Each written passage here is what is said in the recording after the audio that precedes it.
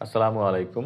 আবুল খায়ের group বিভিন্ন সময়ে যে লোকজনগুলোকে নিয়োগ দিচ্ছে এবং বর্তমানে যে নিয়োগগুলো চলতেছে, এই বিষয়ে অনেকেরই অনেক ধারণা আছে, অনেকের ধারণা নাই একেবারে। অনেকে ধারণা চাচ্ছে যে কিভাবে ইন্টারভিউ দিব, কিভাবে সিভি তৈরি করব, কিভাবে রেফারেন্স দেব, কিভাবে এপ্লাই করব, কোথায় এপ্লাই করব, LinkedIn এ নাকি ওয়েবসাইটে নাকি মেইল করব। মেইল করলে তো ওখান থেকে কোনো রিপ্লাই আসে না। LinkedIn এ এপ্লাই করলে কোনো রিপ্লাই আসে না বা সিন হয়, ওখান থেকে কিছুই জানায় না। কিংবা ওয়াক ইন ইন্টারভিউ দিলে সেখান থেকে কোনো রেসপন্স আসে না, কোনো কল আসে না, কিচ্ছু জানায় না। এবং দিনের পর দিন চলে যায়, দিনের পর দিন দেখা যাচ্ছে অনেকেরই চাকরি হয়ে যায়, অনেকেই ট্রেনিংয়ে চলে যায়। কিন্তু আপনারটা আসে না, আপনার কোনো ধরনের কোনো ইনফরমেশন নাই।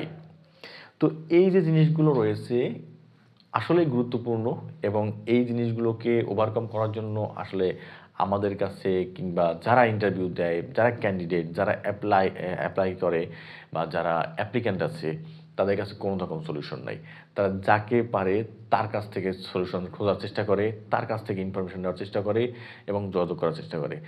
তাদের আগ্রহ দেখলে মনে হয় যে আসলেই তার একটা সত্যি, সত্যি চাকরি দরকার এবং সিরিয়াসলি তার আসলে চাকরি দরকার এবং এই চাকরিটা দরকার হচ্ছে তার ফ্যামিলির উপর বেসিস করে, তার লেখাপড়া শেষ, তার অন্যান্য পারিপার্শ্বিক চাপ, প্রেশারের কারণে তার চাকরিটা দরকার এবং সেটাই সে একসময় খুব ভালোভাবে এবং প্রকটভাবে উপলব্ধি করতে পারে। আর এই উপলব্ধির কারণে সে হন্যে হয়ে এই চাকরির পেছনে ছুটতে থাকে।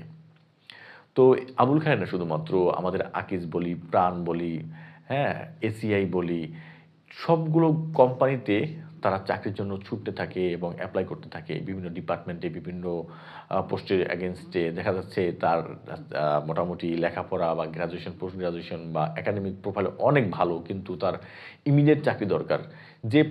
যে পোস্টের জন্য সে আসলে কখনোই চিন্তাও করে নাই, সেই পোস্টের জন্য তাকে এপ্লাই করতে হচ্ছে। তার জন্য লোক ধরতে হচ্ছে, অন্যের সাথে কনট্যাক্ট করতে হচ্ছে বা মোটামুটি প্রিপারেশন নিয়ে একটা ভালো প্রিপারেশন নিয়ে ইন্টারভিউ দিতে যেতে হচ্ছে। তারপরও কল পাচ্ছে না, ডাক পাচ্ছে না। মানে এই যে একটা সিচুয়েশন কেন তৈরি হয়েছে? কারণ only because of our ignorance. That's আমরা একসময়ে খুব ভাব নিয়ে চলাফেরা করি ইউনিভার্সিটি লাইফে বা যখন আমরা একাডেমিক লাইফ শেষ করিনি, তখন আমরা হযবরলভাবে বিভিন্ন দিকে ঘোরাফেরা করি, বিভিন্ন দিকে যাই, বিভিন্নভাবে আমাদের সময়গুলো নষ্ট করি। তখন আমরা একটা স্কিল ডেভেলপ করি না। না পাবলিক স্পিকিং, না কথাবার্তা, না কমিউনিকেশন, না প্রেজেন্টেশন, না ভাইভা কিভাবে ফেস করতে হয়, অ্যাপিয়ারেন্স, গেটস পোস্টার বলি। কোনো কিছু নিয়েই আমাদের কোনো মাথা ব্যথা নাই। কোনো কিছু নিয়েই আমরা কোনো অ্যাক্টিভিটি করি না। এর এগেইনস্টে আমরা দেখি যে আমাদের আসলে ওই ধরনের কোনো নলেজ, কোনো ধরনের কোনো আইডিয়া আমাদের নেই। আর ফলশ্রুতিতে আমরা এই সকল ইন্টারভিউতে গিয়ে এই সকল ওয়াক ইন ইন্টারভিউ বলি বা যখন কল করে, যখন কোনো একটা প্রেজেন্টেশন দিতে বলে, তখন আমরা একদমই জিরো একটা পারফরম্যান্স করে আসি। যার কারণে তারা আমাদেরকে পরবর্তীতে ডাকে না এবং আগে আমাদের যারা ভালো পারফর্ম করে তাদেরকেই ডেকে নিয়ে যায়, আমাদেরকে রেখে দেয় শর্ট লিস্টে বা আমাদের একদম লিস্টের শেষের দিকে রেখে দেয়। তো এর কারণের আরেকটা দিক আছে আমাদের সিভি এবং আমাদের যে কভার লেটার বলি, এই যে সিভি বা রেজুমি বা কভার লেটার বলছি, এই সকল বিষয়ে আমাদের আসলেই অনেকের ধারণা একেবারেই জিরো।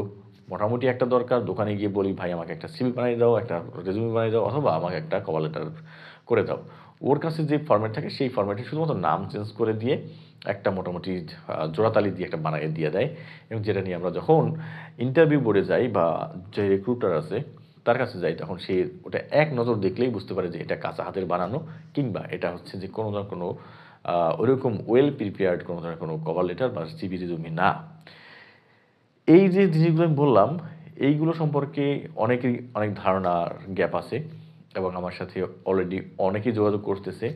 তো মোটামুটি যাকে আমি সময় দিয়ে পারছি, বিভিন্ন সময়ে কথা বলছি এবং আইডিয়া দেওয়ার চেষ্টা করছি কীভাবে কী করবে না করবে এবং ইতিমধ্যে যে ভিডিওগুলো আমি দিয়েছি সেগুলোও তাদেরকে মেনশন করে দিছি যে এগুলো দেখেন। দেখার পরে আপনার যে প্রশ্নগুলো থেকে যায় সেই প্রশ্নগুলো নিয়ে আমরা আলোচনা করব। তো এই যে একটা কমিটমেন্ট দেই, তাদের সাথে কথা বলা হয়, অনেক সময় হয় না। তো সবকিছু মিলিয়ে আমি যেটা দেখলাম যে তাদের আসলে একটা একদম শুরু থেকে শেষ পর্যন্ত অর্থাৎ একদম বেসিক প্রিপারেশন থেকে তারা আসলে মার্কেটিং জবের জন্য কী ধরনের প্রিপারেশন নেবে, কী ধরনের ইন্টারভিউ কোশ্চেনের উত্তর জানবে বা কোন ধরনের প্রশ্ন সম্পর্কে তারা রিসার্চ করবে এবং মার্কেটিংয়ের জবের জন্য তাদের অ্যাপিয়ারেন্স কেমন হওয়া দরকার, guest sir, post sir, presentation সব কিছু মিলে তাদের কোন ধরনের একটা প্রিপারেশন নিয়ে একটা ইন্টারভিউ বোর্ডে যাওয়া দরকার, এর একদম বেসিক থেকে শুরু করে অ্যাডভান্স লেভেলের মোটামুটি তাকে একদম প্রিপেয়ার্ড করে একদম ইন্টারভিউ বোর্ডে পাঠানো, এর একটা দিক নির্দেশনা বা একটা মানে মোটামুটি একটা ওয়ার্কশপ করার জন্য আমি চিন্তা করছি যে তারা যাতে করে মোটামুটি একটা বেসিক আইডিয়া নিয়ে অন্তত তারা বুঝতে পারে বা বুঝতে পারবে যে আমার এই প্রিপারেশনগুলো নিতে হবে বা এই জায়গায় আমার গ্যাপ আছে এবং এই প্রিপারেশন নিয়ে গেলে আমি মোটামুটি একটা রেসপন্স পাওয়ার আশা করতে পারি। তার সিভি লেখা, তার কভার লেটার লেখা, তার মেইলিং করা বা তার ফর্মাল কমিউনিকেশন বলি, হোয়াটসঅ্যাপ বা আমাদের লিঙ্কডইনের বলি বা মেইল করার কথা বলি, এই যে ওয়েগুলো আছে বা প্ল্যাটফর্মগুলো আছে, এইসব জায়গায় তার কোন রকমের কমিউনিকেশন করা দরকার, এর উপরে একটা বেসিক ওয়ার্কশপ করা দরকার সবার জন্য, যাতে করে সবাই মোটামুটি একটা ভালো প্রিপারেশন নিয়ে একটা ইন্টারভিউ বোর্ডে অ্যাটেন্ড করতে পারে। সেটা হতে পারে আকিজ, সেটা হতে পারে আবুল খায়ের, সেটা হতে পারে মেঘনা, সেটা হতে পারে এসিআই, সেটা হতে পারে প্রাণ, হ্যাঁ, বা টিকে গ্রুপ। মোটামুটি এই যে মানে বাংলাদেশের টপ 10 যে কোম্পানিগুলো রয়েছে সেই কোম্পানিগুলোতে তারা যাতে শুরুতেই গিয়ে বিট করতে পারে এবং শুরুতেই গিয়ে সেখানে একটা বাজিমাত করে দিতে পারে এবং তাদের চাকরিটা প্রত্যাশিত চাকরিটা হয়। কারণ আমি শুরুতেই বলছি যে কেন চাকরি দরকার, যার চাকরি দরকার সে ছুটবে আলোর গতির বেগের থেকেও অনেক জোরে এবং তাকে কেউ আটকাতে পারবে না এবং তার সমস্ত প্রয়োজন সে বুঝতে পারবে এবং সে সেগুলোকে কভার করার জন্য, ওভারকাম করার জন্য সর্বোচ্চ চেষ্টা করবে, যেখানে কোনো ধরনের কোনো ছোটোখাটো বাধা, ছোটোখাটো মূল্য তাকে আটকাতে পারবে না।